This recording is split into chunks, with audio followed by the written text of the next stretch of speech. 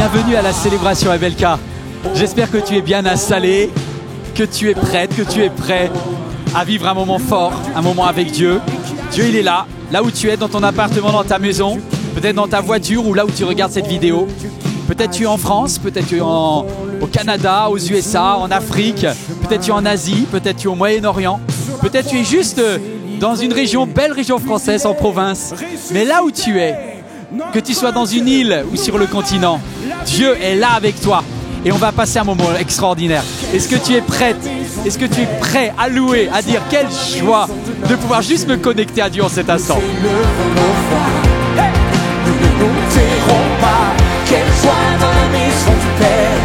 Oui, il est présent parmi nous. Nous élevons nos voix, nous ne nous tairons pas. Non, non, non, car nous étions mendiants, mais maintenant couronnés. Nous étions captifs, mais maintenant libérés.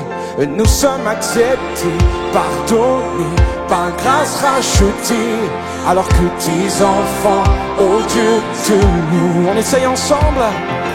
Nous étions mendiants, mais maintenant couronnés. Nous étions captifs, mais maintenant libérés. Nous sommes acceptés, pardonnés, par grâce rachetés. Que tes enfants, oh Dieu, te louent. Quelle joie dans la maison du Père, quelle joie dans la maison de notre Dieu. Nous élevons nos voix, nous ne nous tairons pas. Quelle joie dans la maison du Père, oui, il est présent parmi nous. Nous élevons nos voix, nous ne nous tairons pas. Oh, quelle joie dans sa maison, quelle joie dans sa présence. Et nous ne nous tairons pas.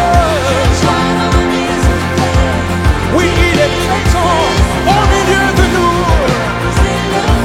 Alors, nous ne nous tairons pas. Oh, oh, oh. Nous raconterons ses merveilles. Nous le célébrerons encore et encore.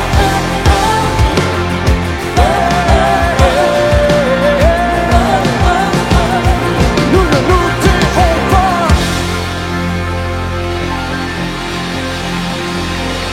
Mais nous acclamerons l'Éternel. Nous le célébrerons de tout notre être. La Bible nous rappelle, voilà un verset que nous connaissons tous. Sa parole nous dit que là où 2 ou 3 sont rassemblés, il est au milieu de nous. C'est pourquoi nous pouvons le déclarer, le chanter. Nous ne nous tairons pas, nous le célébrerons de tout notre être. Et nous croyons ce que dit sa parole. Amen. Alors continuons de le célébrer ensemble.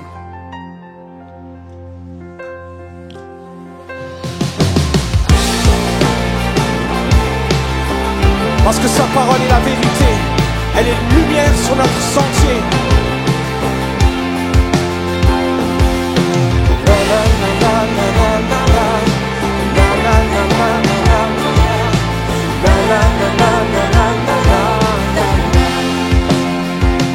Ta parole est la vérité. Elle est lumière sur mon sentier. Je peux avancer en sécurité sur les voies que tu as tracées. Amen, amen. Ce que ta bouche a dit, ta main l'accomplit. Amen, amen. Oh, loué soit l'Éternel. Que son nom soit loué en ce lieu et en cet instant. Sa parole est une arme puissante. Ta parole est une arme puissante, une épée à double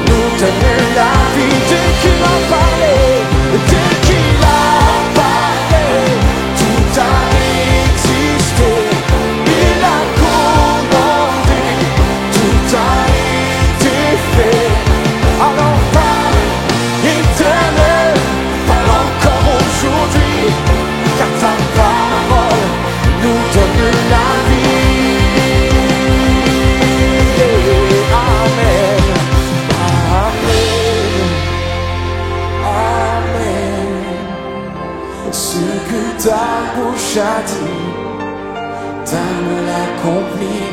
Amen. Amen. Qu'il en soit fait, qu'il en soit fait ainsi, qu'il en soit fait pour nos vies, qu'il en soit pour ce monde, nous prions qu'il en soit fait ainsi.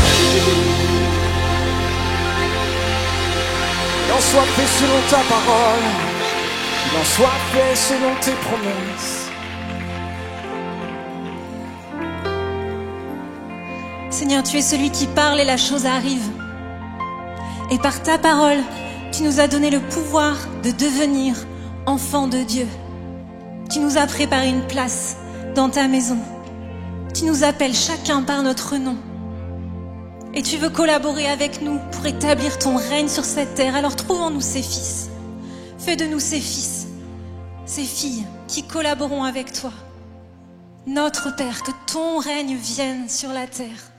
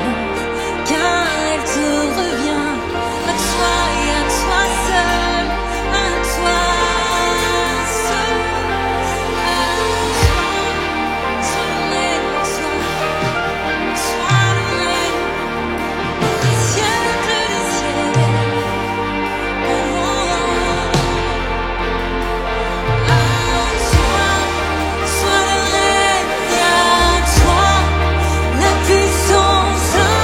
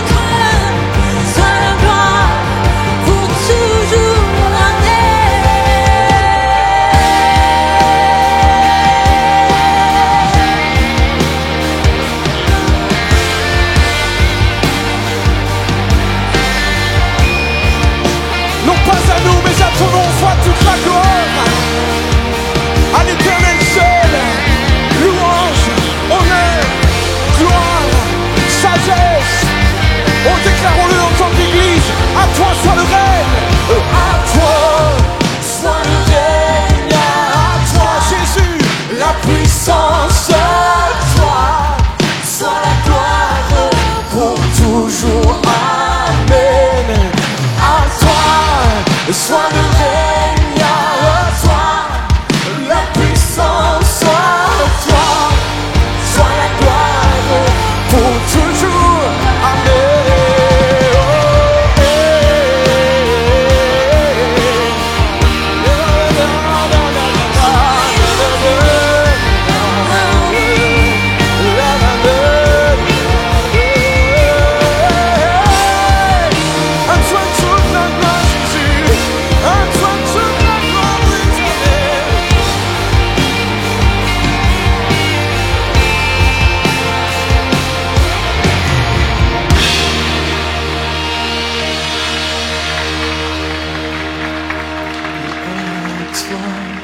Soit le règne, à toi la puissance, à toi soit la gloire pour toujours, amen. À toi Jésus, soit le règne, à toi la puissance, à toi soit la gloire pour toujours, amen.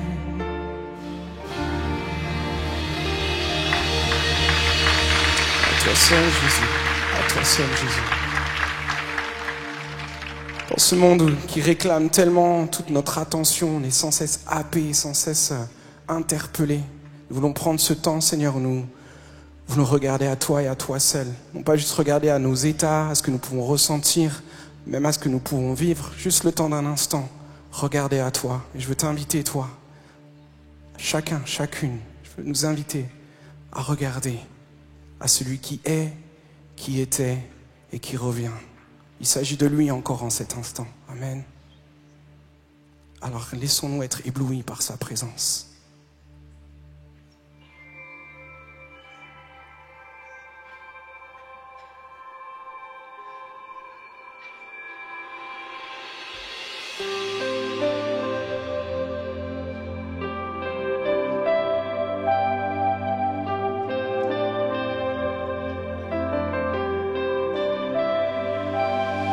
Je viens vers toi dans le secret, dans ta présence, je veux rester.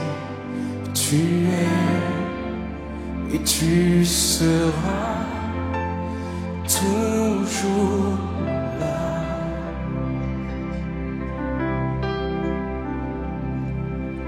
Tout contre toi, près de ton cœur, je peux entendre ta voix, Seigneur.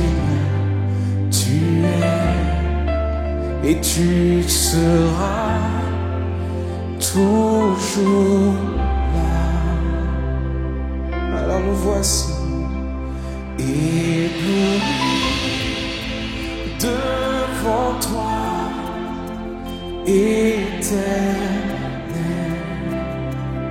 Tout simplement ébahi par l'amour de ton ciel. Oh, je suis là à tes pieds. Je veux t'adorer. Je désire habiter près de toi. Les yeux demeurer, habiter ta maison. Je vois ton bras, je sens ta main. Tu me protèges, tu me soutiens. Tu es, tu seras toujours là. Proclamons encore, je vois ton bras. C'est une parole pour plusieurs d'entre nous. Je vois ton bras,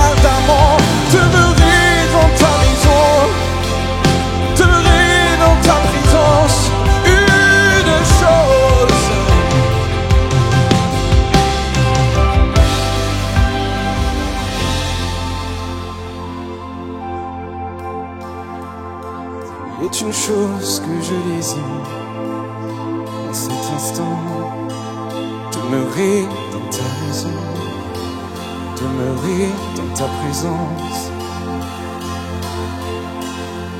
Toi qui es la lumière qui éclaire tout homme. Oui, tu es ma lumière, en toi j'ai un Père heureux. Sois ma prière.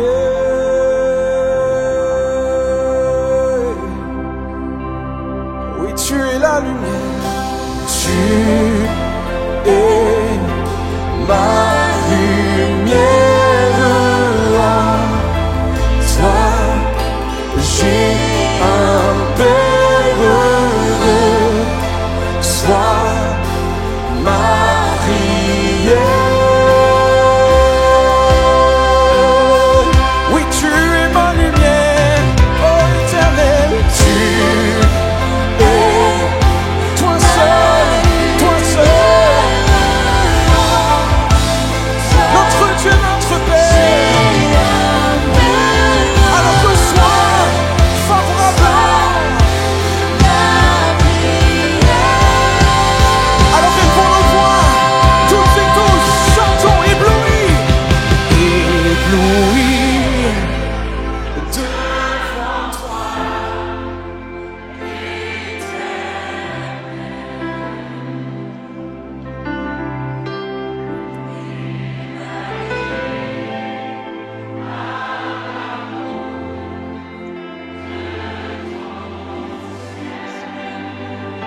Oui, je suis là,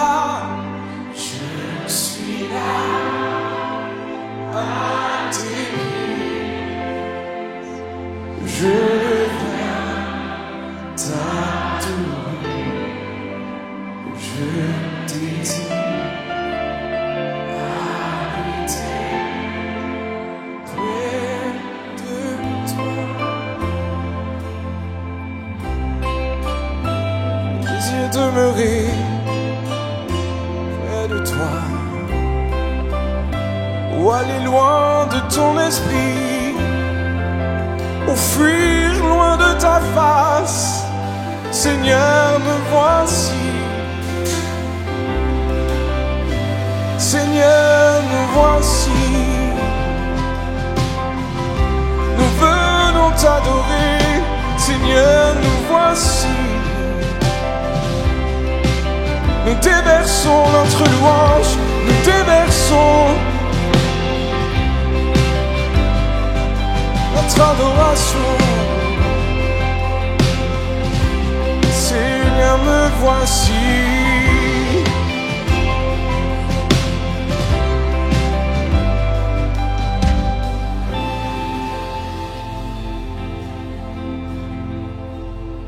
Oh, venez adorer. Oh, venez adorer. Oh, venez adorer. Et le Christ, le Sauveur. Oh, venons, adorons-le. Oh, venons, adorons. Oh, venons, adorons-le. Oh, venons, adorons-le. Christ, le Seigneur.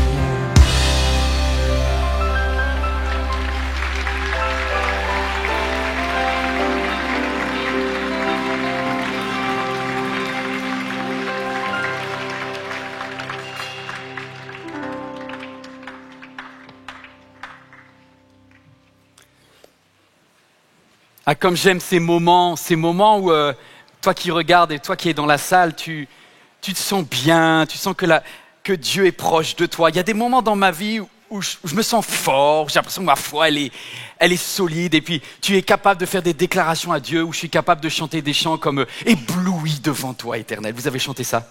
Ébloui, ébahi par l'amour de ton ciel. Et c'est pourquoi? Parce qu'en fait, je me rends compte que dans même les petits détails de ma vie, Dieu pourvoit à mes besoins. Est-ce que quelqu'un peut juste dire merci à Dieu? Parce que quand je regarde en arrière, je me dis waouh, tu es Dieu et tu pourvois. Imaginez cette veuve qui avait connu tellement de galères dans sa vie quand son mari est mort et les années sont passées et même au décès de son mari et à cette souffrance, à s'était rajouté le problème qu'elle avait eu au niveau juste de manger. Elle était en train de mourir de faim lorsque on l'a quittée il y a 2 semaines et puis Dieu a envoyé Élie, le prophète qui vient chez elle et qui lui dit « Madame, qu'est-ce que vous avez dans votre maison ?» Elle dit « J'ai juste un tout petit peu de pain, un petit peu de farine, un petit peu d'huile, je vais faire un dernier pain et puis après je vais mourir. » Et puis là, j'ai bien ces moments où Dieu fait des miracles. Vous aimez les miracles de Dieu? C'est pas tous les jours, hein, mais quand ça vient, c'est bien. Alors là, ça donne envie de louer, ça donne envie de chanter. Et cette femme, je suis sûr qu'elle va dire « Waouh, ma foi est musclée, ma foi est solide, ma foi est bien. » Alors tu fais tous les chants du monde, lire ta Bible, ça devient agréable. Venir dans une église en présentiel, regarder une vidéo, tu dis « Ah, ça me fait du bien. » Et dans cette histoire, le verset d'après est un choc, un traumatisme terrifiant. Après avoir vécu le miracle, voilà ce qui va se passer. Quelque temps après, le fils de la veuve qui avait accueilli Élie tomba malade.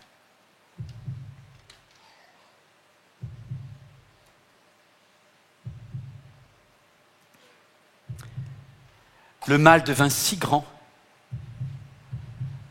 si grave,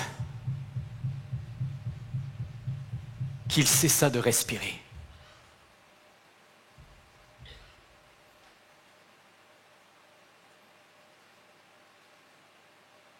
Est-ce que ça vous est déjà arrivé de dire « Dieu là, je ne comprends plus rien. Ce que tu fais n'a aucun sens. Tu as envoyé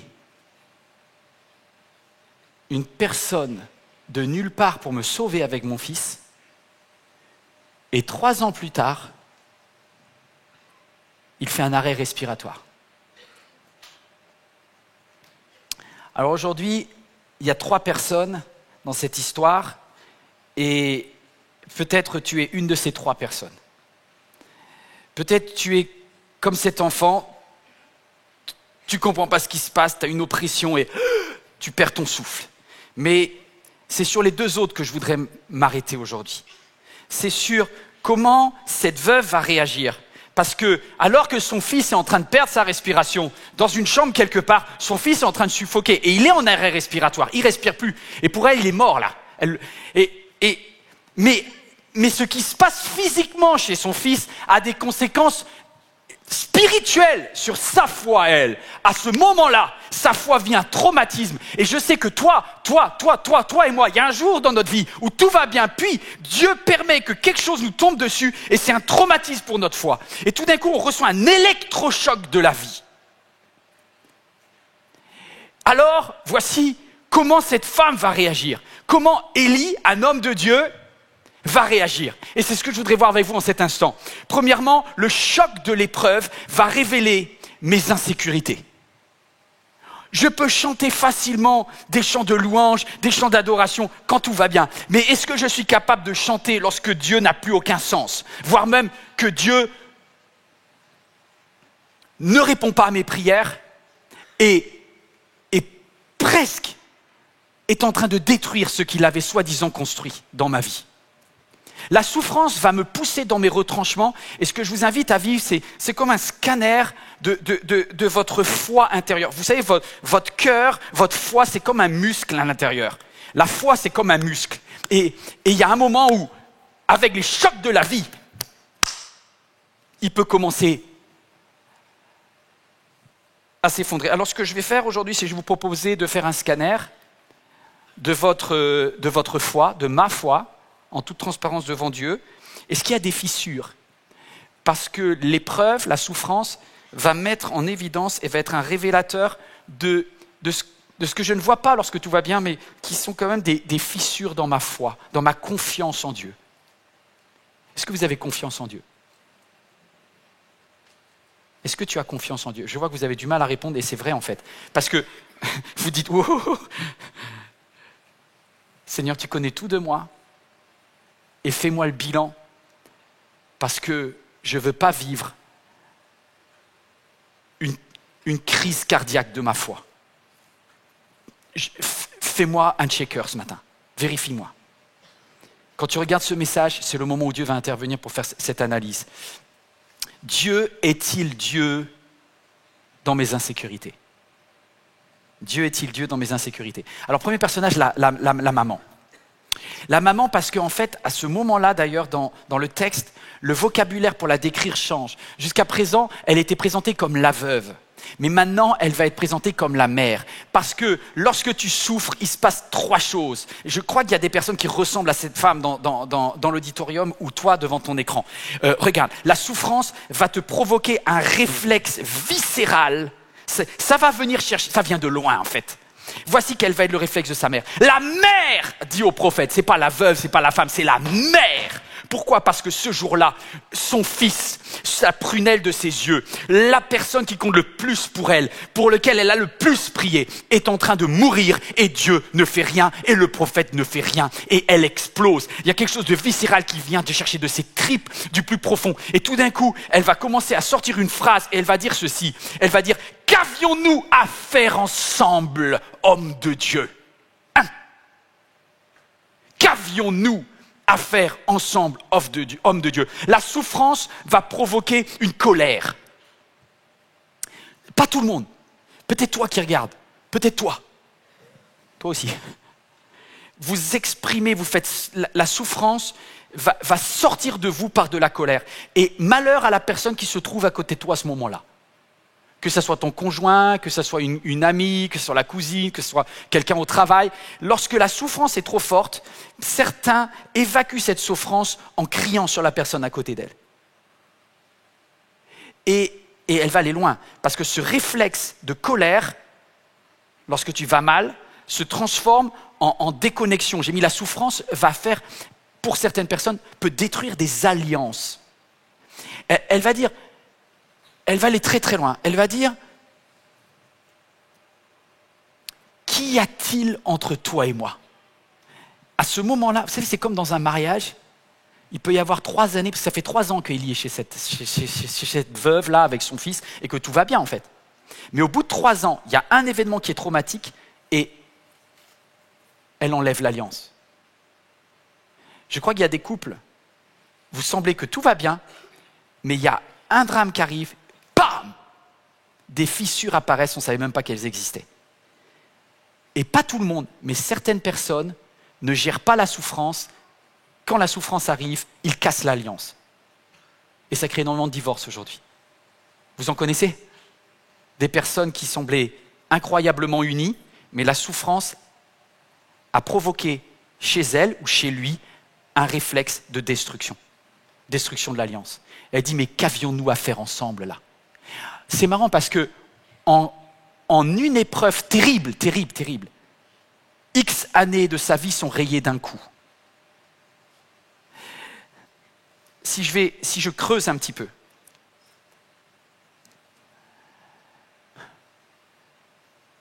on a tous un domaine dans lequel on veut à tout prix que Dieu assure. C'est pas pareil pour chacun. On a un domaine qui est non négociable.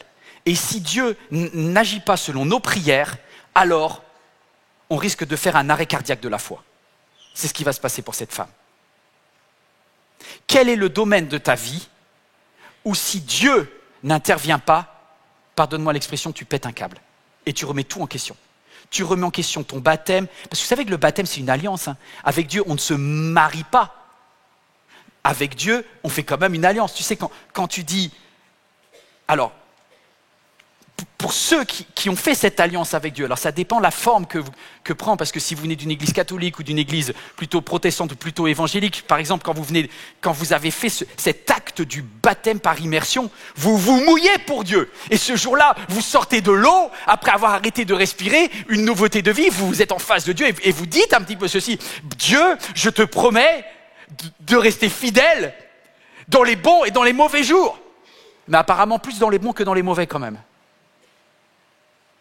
Parce qu'il y a un domaine dans lequel c'est non négociable. Si Dieu n'intervient pas, une partie de cette salle, ou toi devant ton écran, tu lâches l'affaire et tu dis: Dieu, tu vois, mon alliance de baptême, tu la gardes, tu la reprends, là, c'est bon. Ciao. Vous savez, si tous ceux qui avaient un jour fait une alliance avec Dieu étaient présents dans les églises,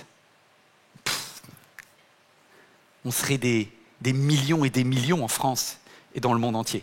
En vérité, une grande partie de ceux qui font une alliance avec Dieu, un jour, lorsqu'ils vivent une crise de foi, ils explosent. Je ne suis pas là pour les juger, parce que peut-être j'en fais partie, peut-être tu en fais partie. Et je ne voudrais jamais jeter la pierre, parce que je crois qu'il n'y a rien de pire pour un papa ou pour une maman que de perdre son enfant. De toutes les souffrances qu'il y a sur la terre, je pense que cette femme est face à la pire de toutes les souffrances. Et à ce moment-là, ça tape tellement fort, ça n'a tellement pas de sens. Elle a l'impression que Dieu s'oppose à elle. Alors elle vide sa colère, alors elle casse son alliance avec Dieu. Elle dit: franchement, je ne sais pas pourquoi tu es venu. Et elle explose tout. La souffrance en plus, pour terminer, va provoquer chez elle, c'est très intéressant ce texte, va provoquer des faux raisonnements. Parce que lorsque tu ne comprends pas ce que Dieu fait, tu vas essayer de trouver des explications et tu peux partir vers des fausses pistes.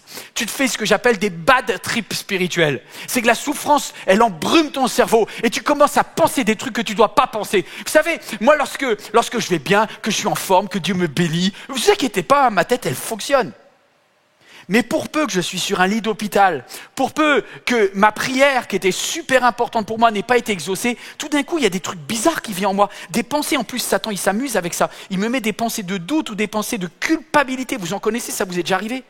Tout d'un coup tu dis: en fait peut-être que Dieu il est en train de me punir, peut-être que Dieu ne m'aime plus. Peut-être que Dieu est en train de me faire payer. Elle a des vieux trucs, des vieux dossiers que tu croyais. Elle dit à Élie, je ne sais pas d'où ça vient ça, mais je sais que ça m'arrive aussi et que ça t'arrive à toi aussi qui regarde dans cette sens. Elle dit à Élie: es-tu venu chez moi pour me faire payer mes fautes et causer la mort de mon fils? C'est un truc de fou en fait. Alors c'est très complexe parce qu'elle parle de ses fautes à elle. C'est que la culpabilité, ça peut te dévorer de l'intérieur. Est-ce que quelqu'un vit ça? Non seulement tu es mal, non seulement ta prière n'est pas exaucée, mais en plus tu t'en veux. Tu finis par te détester en disant: mais pourquoi? C'est peut-être parce que j'ai péché, que Dieu est en train de me cartonner là. Alors là, ça devient compliqué dans la tête. Ça devient compliqué. Mais à toi qui vis cette situation, écoute bien ce que Dieu veut te dire. Ça devient compliqué dans sa tête. Parce qu'il y a tout un mécanisme caché de culpabilité qui réapparaît. Les péchés, tu les avais oubliés, hein, mais c'est la souffrance qui réactive le souvenir. Et cette femme, je ne sais pas ce qu'elle avait fait. On peut tout imaginer. Peut-être qu'elle s'en veut, peut-être parce que cet enfant était le fruit d'une relation extra-conjugale, peut-être qu'elle avait commis un adultère. Je ne sais pas, parce qu'elle dit mes fautes. Donc il doit y avoir... Mais je ne sais pas, c'est un vieux paquet de culpabilité, boum, qui explose à ce moment-là. Comment toi tu réagis? Alors à ce moment-là, elle va voir Élie, elle lui dit: je t'accuse d'être venu pour me faire du mal.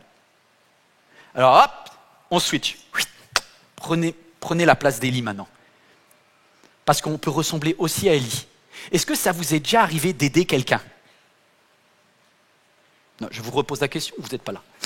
Est-ce que ça vous est déjà arrivé d'aider quelqu'un pendant longtemps, pendant plusieurs années, du genre 3 ans, où tu nourris une personne, tu prends soin et tu vérifies que tout va bien tous les jours pendant 3 ans? D'accord? Ça vous est déjà arrivé d'aider quelqu'un? Vous êtes venu et vous aidez, vous aimez, vous donnez. Il y a des Élie là!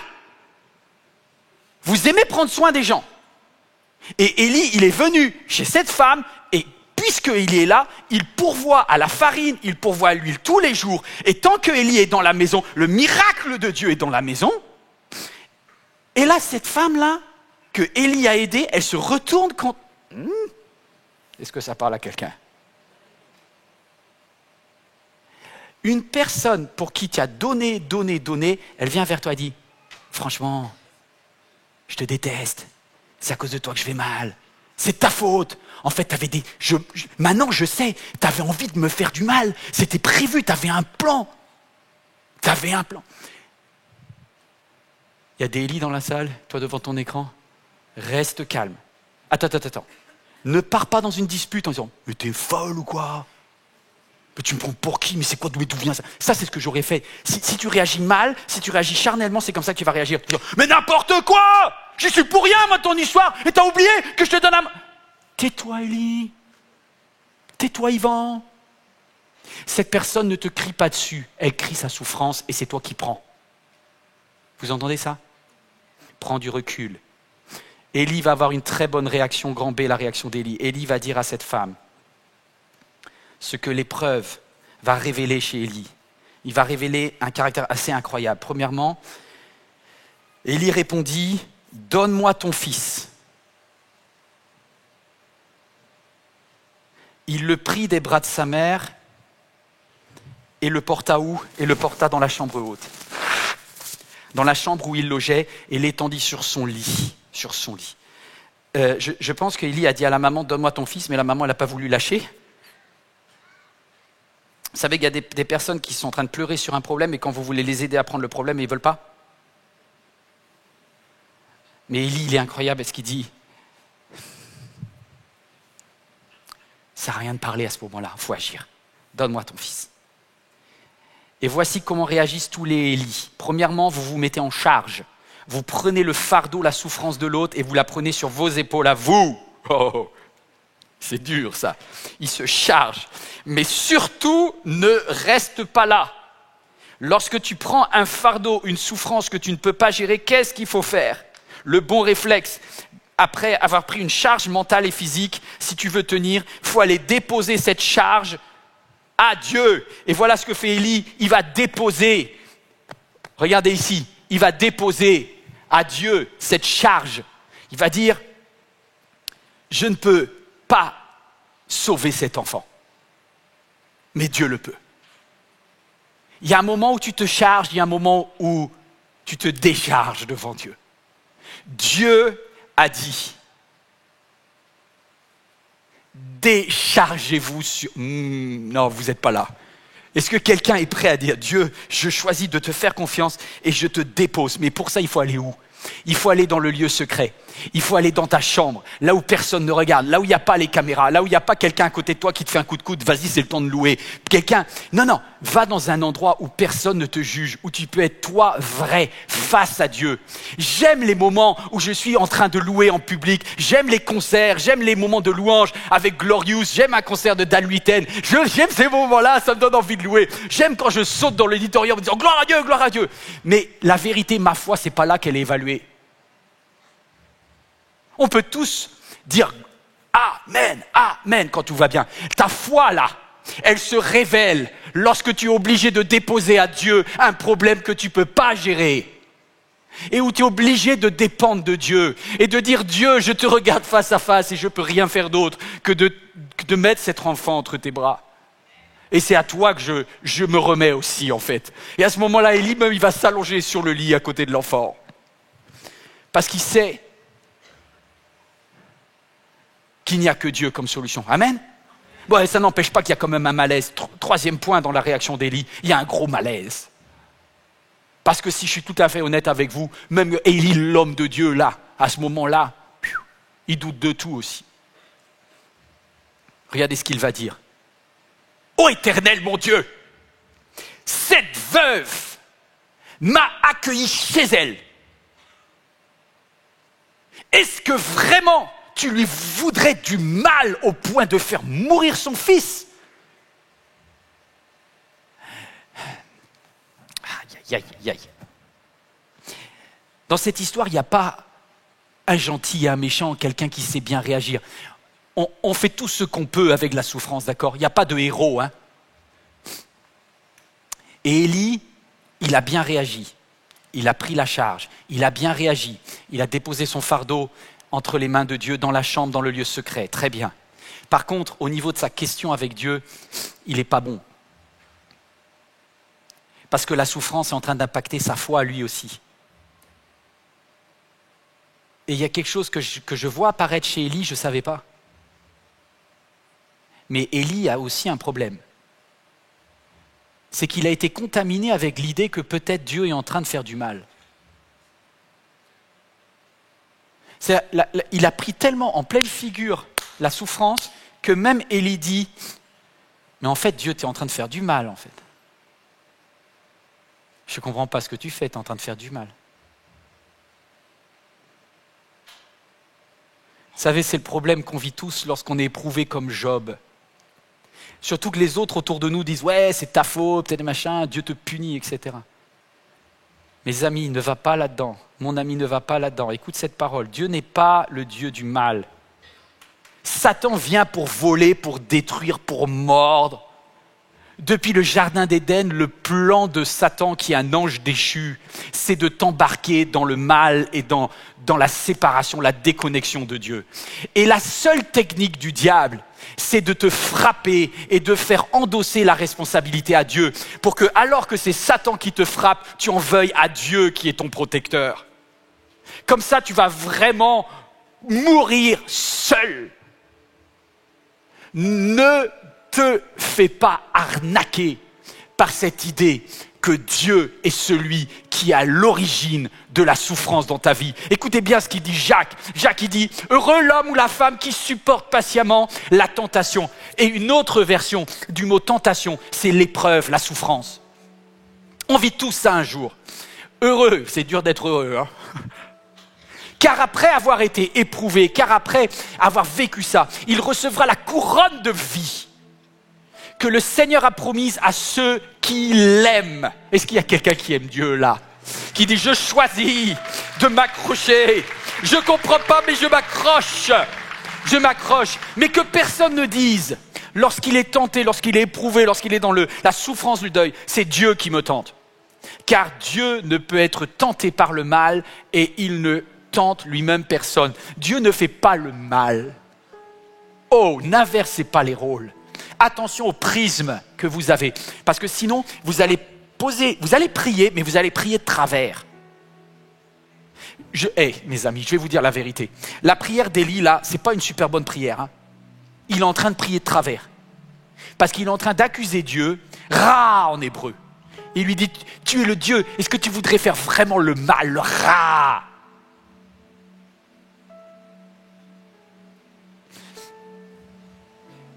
Est-ce que Dieu va répondre à Élie? Non. Le ciel est fermé, il n'y a pas de réponse.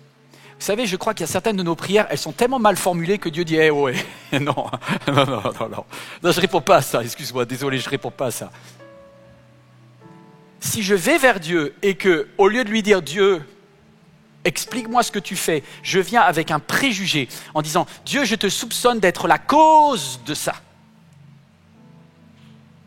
Bah là, bonne chance pour avoir la réponse à ta prière. Hein. Alors vous allez me dire, comme il a raté sa prière, Dieu ne va pas l'exaucer. Mais si, mes amis, parce que vous ne connaissez pas Dieu. Dieu est tellement bon que même quand on prie de travers, il nous exauce quand même parce qu'il choisit de bien comprendre. Si toutes mes prières devaient être parfaites avant que Dieu les exauce, mes amis, il n'y en aurait pas beaucoup. Alors, Élie va se lever, il va déposer l'enfant et il va faire quelque chose d'incroyable. Il va implorer l'Éternel. Regarde-moi. Il va implorer l'Éternel. Il va implorer l'Éternel, même s'il prie un peu de travers, il va implorer l'Éternel. Et il va prendre le risque de faire quelque chose. Il est dit, il va s'allonger 3 fois. Je pense que dès la première fois, il espérait que Dieu réveille l'enfant. Non, vous ne croyez pas? Est-ce que vous êtes impatient comme moi là? Moi, j'espère qu'au nom de Jésus, dès la première fois, il se lève. Hein. Et là, Élie prie et il dit, Dieu, regarde-moi là. Je sais que c'est bizarre comme situation, mais ça nous arrive. Où tu es tout seul dans ta chambre, tout seul. Et là, tu dis, Dieu.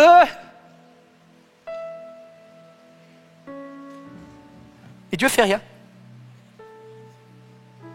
Tu te relèves. Dieu, je te laisse une deuxième chance. Dieu, Et Dieu fait rien. Dieu, je te laisse une dernière chance. Dieu! Bah, juste pour information, c'est un entraînement parce qu'après, il va le faire 7 fois, mais bon, c'est pas grave. Pourquoi je dis ça? Parce qu'il y a une leçon là-dedans. Le miracle de Dieu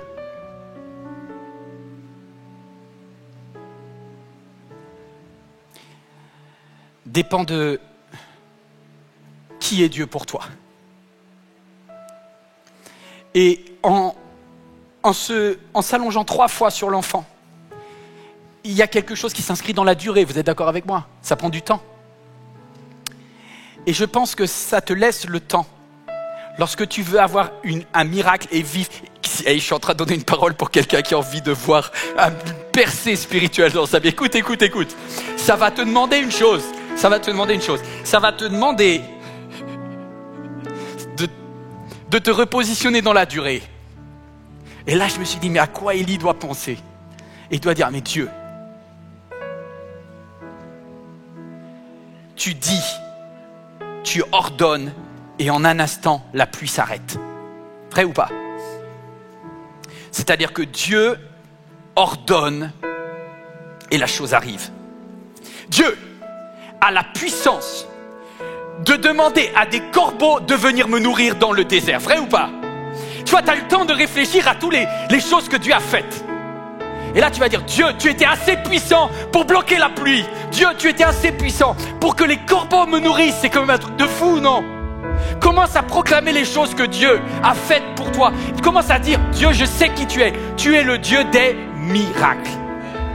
À l'heure actuelle, tu ne vis pas le miracle, d'accord? Mais Dieu est quand même le Dieu des miracles. Même si aujourd'hui, je ne le vis pas, il l'est, il l'était, il sera le Dieu des miracles. Et il y a un moment où Élie doit certainement se dire, la 3e fois qu'il se bloque, mais Dieu, je crois en toi.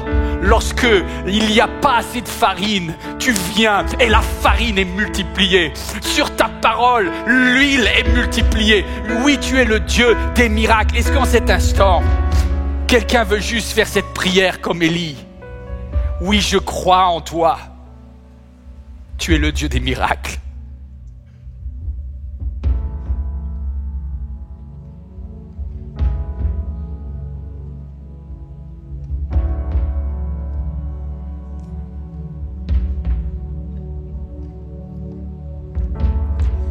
Celui qui fait voir les aveugles est présent ici devant moi, présent ici devant moi.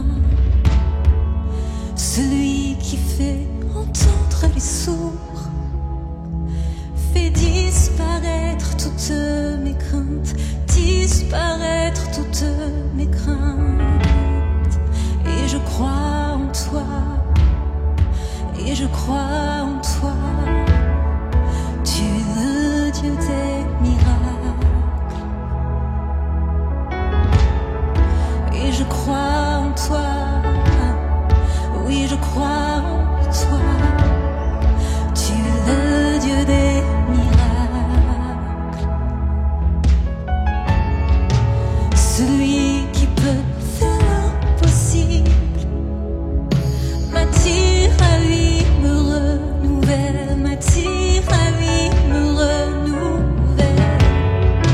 Celui qui a vaincu la mort, sa vie se répand dans mes veines, sa vie se répand dans mes veines. Et je crois en toi, et je crois en toi, tu es le Dieu des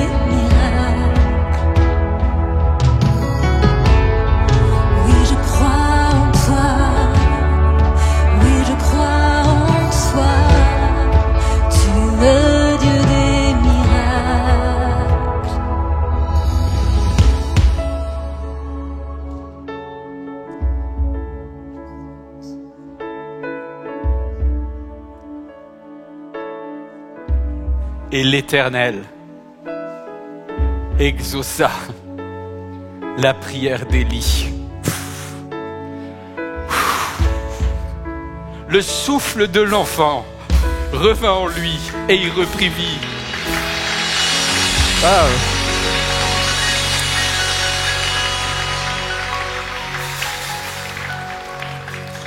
Élie va reprendre l'enfant. Bon là c'est plus facile la deuxième fois. Hein. C'est plus facile de prendre un enfant en vie qu'un enfant mort. Hein. Et il va reprendre l'enfant et il va dire allez, mon petit là il t'est arrivé des bricoles là, on va te ramener à maman là. Il va prendre l'enfant et il va le ramener à sa mère. Il ramène l'enfant. Regarde ici. Élie prit l'enfant et descendit à la chambre, de la chambre haute à l'intérieur de la maison, le rendit à sa mère et lui dit « Viens voir, ton fils est vivant. Viens voir, ton fils est vivant. » Il y a quelqu'un qui a besoin de venir voir là. Il y a quelqu'un qui a besoin de venir voir. Avant de vous quitter, je voudrais vous dire, Dieu a un sens dans tout ce qu'il fait. Je ne dis pas que je comprends tout, mais je dis que Dieu comprend tout. Et Dieu connaît tout. Et il y a quelque chose que Dieu veut opérer en moi comme il veut opérer en toi. Dieu veut opérer quelque chose. Vous êtes d'accord qu'on puisse... Ok. Qu'est-ce que Dieu veut opérer au niveau du muscle de la foi d'Élie? Déjà, il veut le réveiller. Parce que Élie, là, au bout de 3 ans, il fait dodo. C'est bien aussi d'avoir des temps calmes spirituels. Tu sais, des moments où il ne se passe plus rien dans ta vie. Tu es dans une espèce de confort, une routine. Tout va pas super bien. Ben, ils ne sont pas très riches. Je ne sais pas quel est l'état de la maison. Et puis c'est quand même une période de sécheresse. Mais tu manges. T'as un toit. T'as ce qu'il faut. Mais Dieu te permet qu'il y ait cette épreuve pour dire « Mon ami, la foi, c'est un muscle. Et tu vas la retravailler. » Je vois que là, il n'y a plus aucun qui dit « Amen. » Ben non, on aime bien être tranquille, tu vois, avoir une vie un peu rondelette où il ne se passe pas grand-chose. Mais la deuxième chose que Dieu veut faire pour Élie, elle est encore plus importante. Et ça, je voudrais que tu puisses le proclamer avec moi. Dieu t'aide à devenir une meilleure version de toi-même. Et Élie va devenir une meilleure version d'Élie. Et je voudrais que tu mettes ton prénom et que tu dises « Je choisis mon prénom de devenir une meilleure version de moi-même ». Élie est un homme solitaire, un homme de confrontation, un homme de choc, un homme qui a tendance à voir le Dieu des miracles dans les grands éléments. C'est-à-dire, je vous rappelle que c'est lui il avait assez de courage pour aller en face d'Akab là, et de dire à Akab, « Voici la parole de l'Éternel, il ne tombera plus une seule goutte en Israël jusqu'à ce que j'intercède. Ciao !» Donc Élie, c'est un gars qui n'a pas peur de la confrontation. Et il croit au Dieu des miracles dans la confrontation. Il a une pleine confiance que Dieu est le Dieu des miracles dans des choses qui sont choquante, provocante. Mais Dieu va lui faire comprendre qu'il n'est pas seulement le Dieu de la confrontation, il est le Dieu de la compassion. Et là encore, ça dépend quelle est votre personnalité. Mais si vous ressemblez à Élie, Élie c'est un solitaire par nature. L'enfance explique beaucoup de choses, vous savez. Élie a été élevé dans les steppes arides de Cisjordanie, donc, si vous voyez, c'est à l'est de toute Israël aujourd'hui. Ça correspond à la Jordanie, au nord de la Jordanie. Et c'est un endroit désertique, c'est des endroits solitaires, cailloux, vous avez très peu d'herbes. Bref, c'est pas un endroit hospitalier. Et Tishbé en Galaad, c'était cela. Élie, quand il parle, regardez tout le livre des rois, il ne fait pas des phrases longues, sujet, verbe, complément, terminé. Il n'a pas la parole facile, mais il agit. Je ne suis pas sûr que c'est quelqu'un qui prend facilement un ami par la main. Je ne suis pas sûr que notre Élie il aurait eu le Covid, parce qu'à mon avis, il ne devait pas faire beaucoup de bisous, tu vois. Il est très solitaire, il reste chez lui, terminé. Mais là, Dieu lui a demandé d'aller au-delà de sa zone de confort. Lui qui était très bien dans sa grotte, dans sa caverne, Dieu lui dit, tu vas aller chez quelqu'un. Mais pas chez n'importe qui, tu vois. Il n'a pas dit, je vais t'amener chez une femme magnifique, célibataire, in love for you. Tu vois, qui va te faire ton petit repas tranquille, qui va pas te prendre la tête. Tous les matins, elle va dire « Mon chéri, t'as mis de la lumière dans ma vie. » Non, pas du tout. La dame, elle est veuve, donc tu vois déjà, il y a un passif. Elle a eu une histoire compliquée avant et je suis pas sûr qu'elle... voilà. Et en plus, elle a un gamin. Est-ce que je peux avoir un moment de vérité avec tous les parents qui ont un ado ? Assumez-le. Est-ce que ça vous arrive de dire tu commences à me gonfler, ça fait déjà 2 heures que tu es sur ta PlayStation. Tu vas te mettre à faire tes devoirs maintenant. Ça vous arrive ? Que l'ado, il écoute une musique que tu comprends même pas comment des musiques comme ça existe. Et quand tu lui dis, chérie, déjà je tolère ta musique, s'il te plaît, je tolère pas le volume. Et il te dit, c'est bon, j'ai baissé. Alors déjà, quand c'est le tien, tu as du mal à l'aimer. Des fois, tu te dis, mais si on pouvait t'échanger sur Internet, je t'échange. Tu peux pas faire ça parce que c'est le tien, c'est la chair de ta chair, tu le gardes. Et tu l'aimes quoi qu'il en soit. Pardon pour ce moment où je me suis un peu égaré, mais bon. En plus, j'ai un fils, moi, qui est adorable, moi, bien sûr. Ethan, c'est pas de toi que je parle.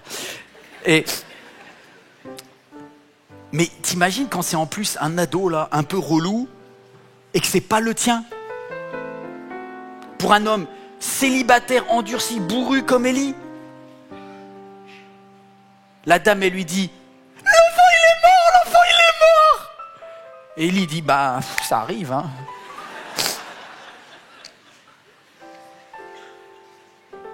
Non, Élie se met en charge. Et Dieu lui dit, il va falloir que tu ailles au... Qu'est-ce que je dois faire ? Tu vas le prendre dans les bras. Non, pas dans les bras, je vais prier de loin. Tu vas le prendre dans les bras. Ok, je le prends dans les bras. Va me le déposer sur les... Ok. C'est bon, Seigneur ? Tu peux intervenir là, de loin. J'ai pas besoin de... Le Seigneur, on va pas faire tout un cirque là. Tu dis, puis la chose arrive. L'enfant, il est... Allonge-toi. À côté. Non, allonge-toi sur lui. Non, c'est pas trop mon truc, moi. Je suis sûr que pour Élie, il va à l'inverse de tout ce qu'il a l'habitude de faire.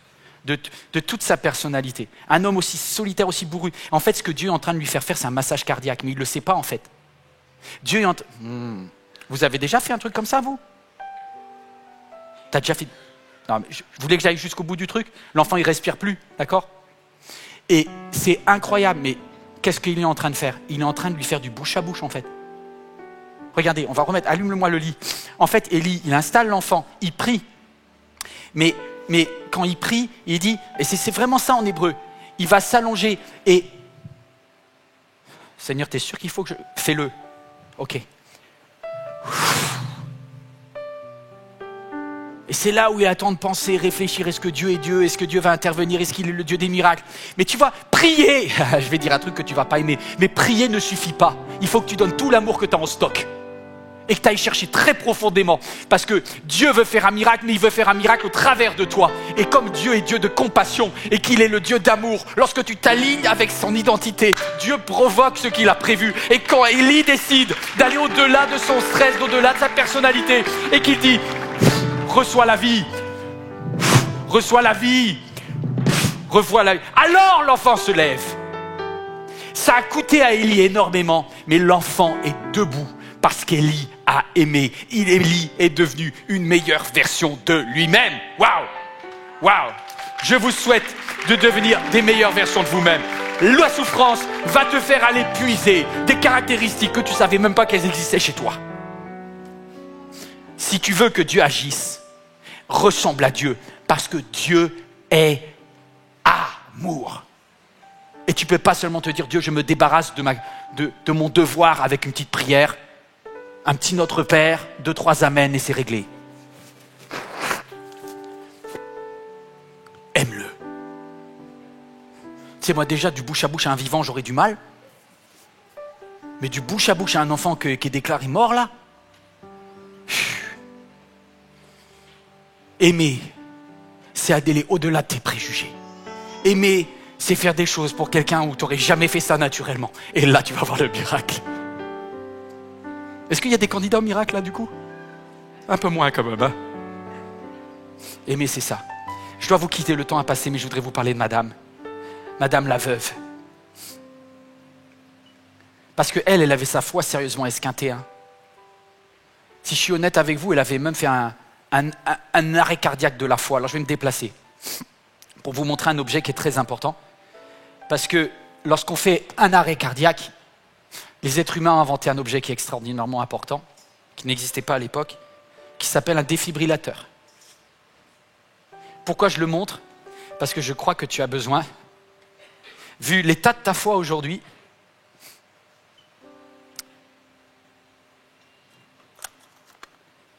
que Dieu intervienne, et c'est pour ça que je suis là aujourd'hui. Alors, je ne sais pas si vous savez comment ça fonctionne, mais en général, un défibrillateur, il a 2 électrodes que tu vas devoir mettre sur ton cœur. Et lorsque je préparais, en fait, j'ai pas dormi la nuit. Lorsque je préparais ce message, et je me dis, je suis sûr que Dieu veut dire quelque chose à quelqu'un, et à 2h du matin, vous pouvez demander à ma femme, parce que j'ai réouvert mon portable pour vous marquer ça, parce que j'avais envie de vous le dire. Je pense que c'est indispensable pour que tu comprennes et que tu n'oublies jamais cette image. Dieu m'a fait penser à ça. Il me dit, regarde, ce qui est dans cette histoire,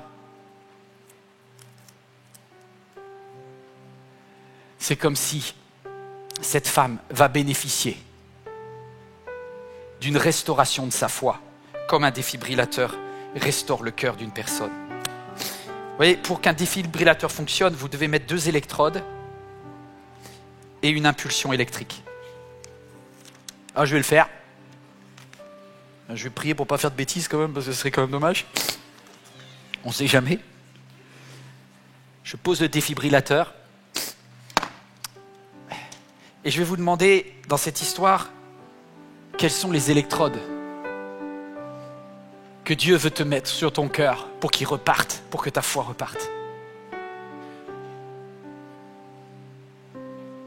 Élie prit l'enfant, le descendit de la chambre haute à l'intérieur de la maison et le rendit à sa mère en disant « Viens voir, ton fils est vivant. » Je crois que cette femme, depuis longtemps, ne voyait plus le miracle qui était dans sa maison. La première électrode, c'est l'électrode de la reconnaissance. Si quelqu'un a sa foi qui est abîmée aujourd'hui, je voudrais te dire que Dieu voudrait restaurer un mot-clé. Viens voir, reconnais l'action de Dieu dans ta maison. Dieu veut te remontrer des choses que tu ne vois plus, des choses que tu ne considères plus. Est-ce que quelqu'un peut juste dire « Dieu, je reconnais que lorsque je manquais d'huile, tu es celui qui a pourvu. Je reconnais que lorsque je manquais de farine, tu es le Dieu qui a pourvu. Et aujourd'hui, je reconnais que tu es le Dieu qui, malgré toutes les galères que je vis, prend soin de ma famille. » Est-ce que quelqu'un peut le dire ça maintenant?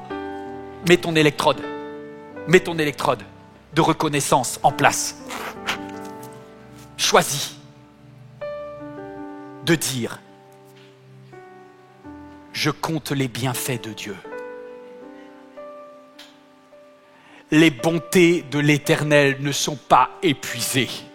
Elles se renouvellent chaque matin. Je reconnais que Dieu est le Dieu qui me donne à manger, le Dieu qui me protège dans ma santé, le Dieu qui me donne un toit pour me loger. Je reconnais que Dieu est le Dieu qui prend soin des miens. Il permet beaucoup de choses. Mais je ne veux pas oublier de compter les bienfaits de Dieu.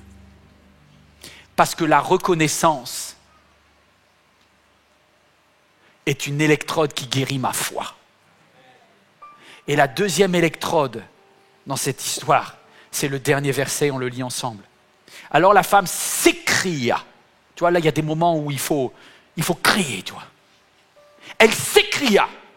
Maintenant, je sais que tu es un homme de Dieu et que la parole, est-ce que quelqu'un peut répéter parole de l'Éternel est vraie, pas n'importe quelle parole. Les paroles de Dieu sur ma vie sont vérité et amen. Les paroles que Dieu proclame, il est Dieu. Quand il dit « Je t'instruirai, je te montrerai la voie que tu dois suivre, je te conseillerai, j'aurai le regard sur toi », crois-le.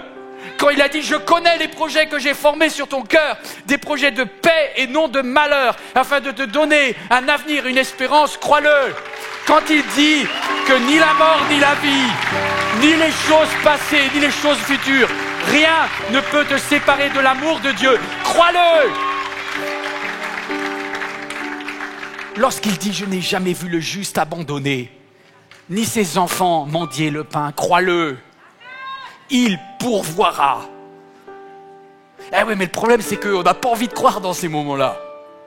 Eh bien, tu mets l'électrode de la proclamation. Et je vous quitte là-dessus, mais ta bouche a du pouvoir. Je dirais même, et ça c'est ce que je me suis mis, je me suis dit que ma langue, ma bouche, et c'est ce que la Bible dit, ce que je vous dis là, c'est écrit.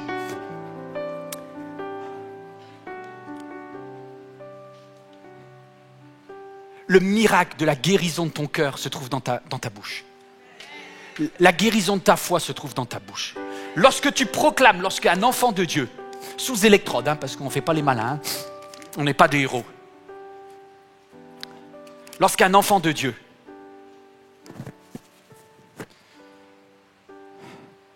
choisit de reconnaître les merveilles de Dieu et de proclamer que Dieu est le même hier, aujourd'hui, éternellement, et qu'il se lèvera le dernier.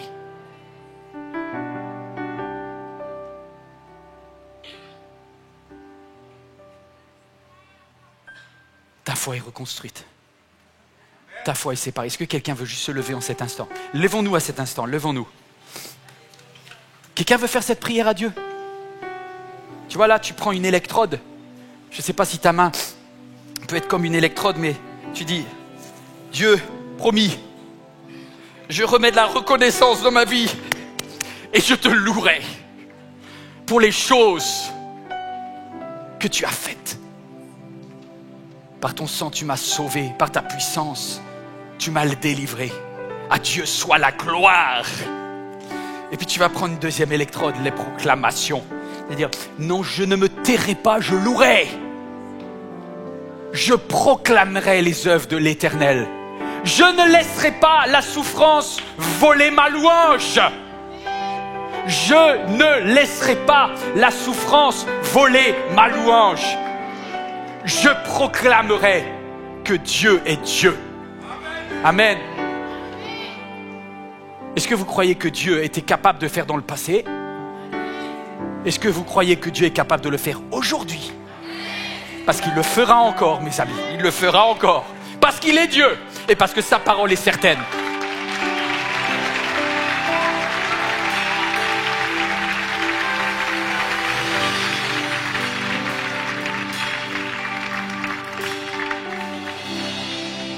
Nous tenons face au mur. La victoire était sûre. Tu ne nous as jamais laissés. Je peux en témoigner. Nous attendons de voir éclater ta victoire. Donc tu ne nous as jamais laissés. Parce que ta promesse est vraie. Ta promesse est vraie. Et ta fidélité dure à jamais. Gardé par ta main, conduit sur ton chemin. Tu ne faillis jamais. Non, non, non. Tu ne faillis jamais.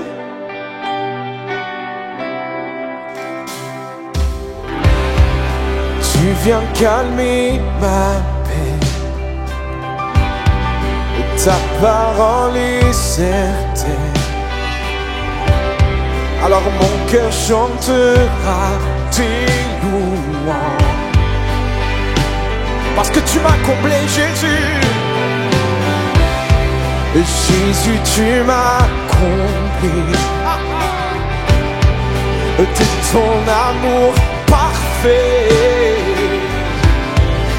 Mon cœur chantera tes louanges.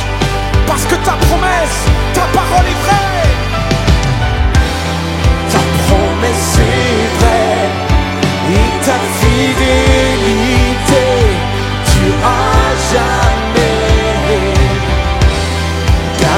par ta main, conduis sur ton chemin. Tu ne faillis, ta promesse est vraie, ta promesse est vraie, et ta fidélité durera jamais. Oh, oh. Gardé par ta main, conduit sur ton chemin, tu ne faillis jamais. Non, non, non, il ne faillit jamais. Oh, oh, oh, oh, oh, oh, oh, oh. Il est l'éternel, sa parole demeure certaine et sûre. Hey! Mes yeux t'ont vu, mes yeux t'ont vu bouger les montagnes, et je le crois, tu peux le faire à nouveau. Dans le désert, tu traces la voie, et je le crois, tu peux le faire à nouveau. Mes yeux t'ont vu bouger les montagnes, et je le crois, tu peux le faire à nouveau. Dans le désert, tu traces la voie. Déclarons encore de manière prophétique. Mes yeux t'ont vu, mes yeux t'ont vu bouger les montagnes, et je le crois, tu peux le faire à nouveau. Dans le désert, tu traces la voie, et je le crois, tu peux le faire, parce que ta promesse est vraie, ta promesse est vraie, et ta fidélité durera jamais. Oh, oh. Gardé par ta main, conduit sur ton chemin, tu ne faillis. Ta promesse est vraie, Jésus, ta promesse est vraie, et ta fidélité est de génération en génération. Gardé par ta main, conduit sur ton chemin, tu ne faillis jamais. Non, non, non, tu ne faillis jamais. Tu ne faillis jamais. Tu ne faillis jamais. Tu ne faillis jamais. Parce que tu es Dieu.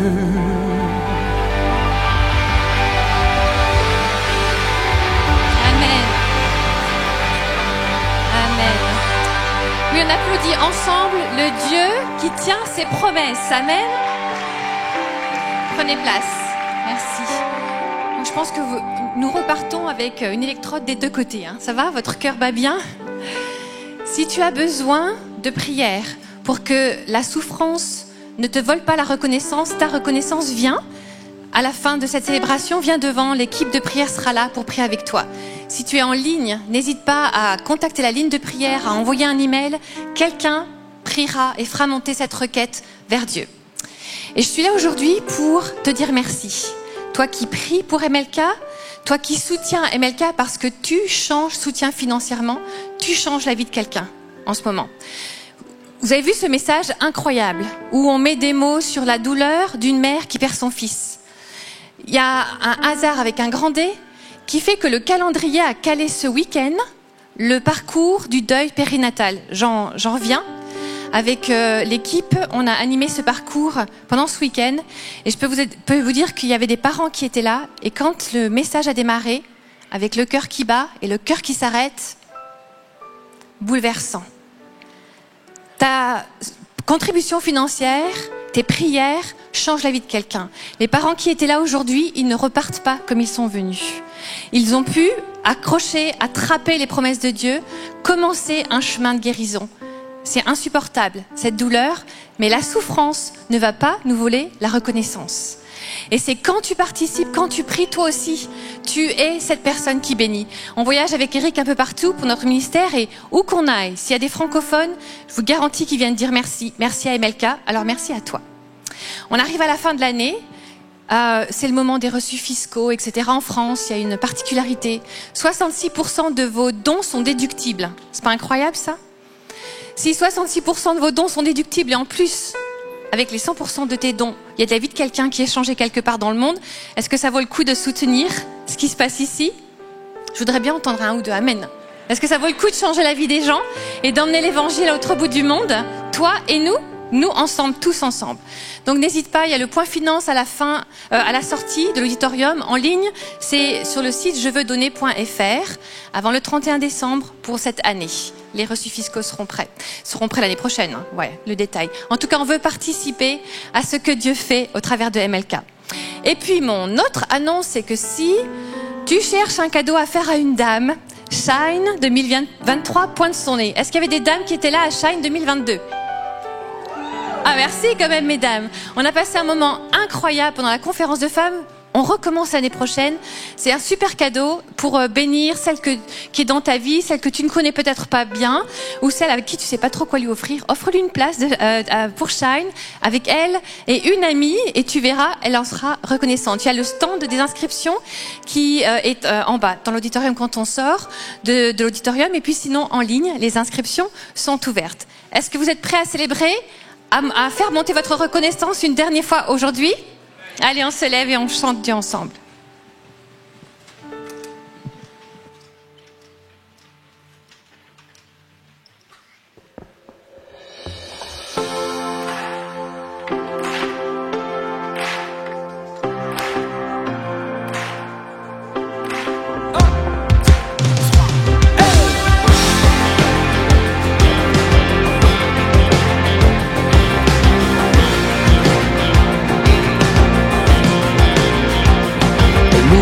Le Dieu qui était, adorons le Dieu qui est, glorifions le Dieu qui sera à jamais.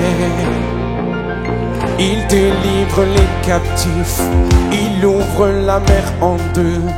Notre Dieu est victorieux, nous le croyons. Quelle joie dans la maison du Père, quelle joie dans la maison de notre Dieu. Nous élevons nos voix, nous ne nous tairons pas. Quelle joie dans la maison du Père, oui, il est présent parmi nous. Nous élevons nos voix, nous ne nous tairons pas. Oh, oh, oh, oh, oh, oh. Louons le Dieu qui guérit, le Dieu qui agit. Louons le Dieu qui guérit, louons le Dieu qui agit, louons le Dieu qui nous ouvre le chemin. Sur la croix, il s'est livré, puis il est ressuscité. Notre Dieu nous redonne la vie. Hey! Quelle joie dans la maison du Père, quelle joie dans la maison de notre Dieu. Nous élevons nos voix, nous ne nous tairons pas. Quelle joie dans la maison du Père, oui, il est présent parmi nous. Nous élevons nos voix, nous ne nous tairons pas. Mais nous raconterons ces merveilles, car nous étions mendiants, mais maintenant couronnés. Nous étions captifs, mais maintenant libérés. Nous sommes acceptés et par grâce rachetés. Alors que tes enfants, oh Dieu, te louent. On le déclare, nous étions mendiants, mais maintenant couronnés. Nous étions captifs, mais maintenant libérés. Nous sommes acceptés, pardonnés, par grâce rachetés. Que tes enfants, oh Dieu, te louent. Hey! Quelle joie dans la maison du Père, quelle joie dans la maison de notre Dieu. Nous élevons nos voix, nous ne nous tairons pas. Quelle joie du Père. Oui, il est présent parmi nous.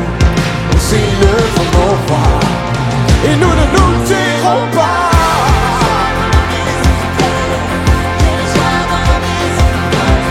Le cœur plein de reconnaissance. Non, nous ne nous tairons pas. Oui, il est présent parmi nous.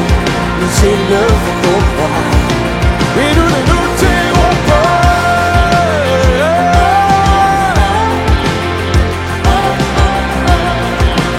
Plein de reconnaissance, nous proclamerons tes merveilles et ta bonté. Oh Jésus,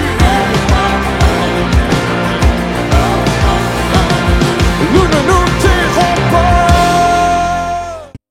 Ça y est, l'année 2022 touche à sa fin. Sachez que vos dons à l'église MLK vont fortement réduire votre impôt sur le revenu l'année prochaine. En effet, tous vos dons identifiés vous accorderont un remboursement fiscal égal aux 2/3 de la somme de vos dons de cette année. Vous venez de recevoir un premier relevé provisoire qui récapitule vos dons. En début 2023, vous recevrez le reçu fiscal définitif intégrant vos dons de ce mois de décembre 2022. Merci de vous signaler auprès du service comptabilité pour vous identifier afin que nous vous fassions parvenir votre reçu fiscal annuel. Puisque l'église MLK est une association reconnue par l'État, vos dons effectués en 2022 par virement, prélèvement, par chèque et carte bleue seront déduits à hauteur de 66% de votre impôt futur. L'État vous reversera donc cette somme sur votre compte bancaire en 2 temps. La plus grande partie de votre réduction sera versée le 15 janvier et le reste en août prochain.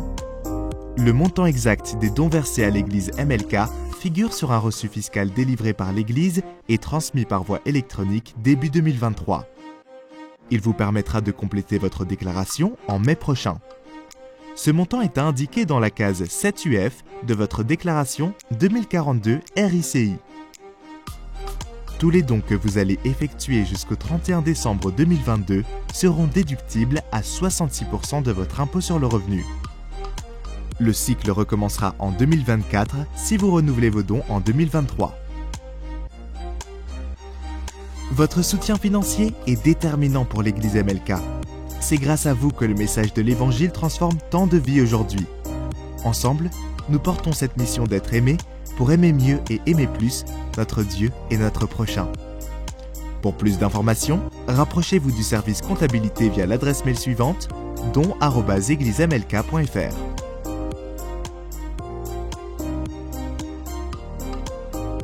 Cette vidéo t'a parlé? Clique sur j'aime. N'oublie pas également de t'abonner et de déclencher les notifications. Si cette vidéo t'a touché, elle peut aussi faire du bien à ceux qui t'entourent. Prends 5 minutes pour la partager à un proche ou à un ami qui en aurait besoin.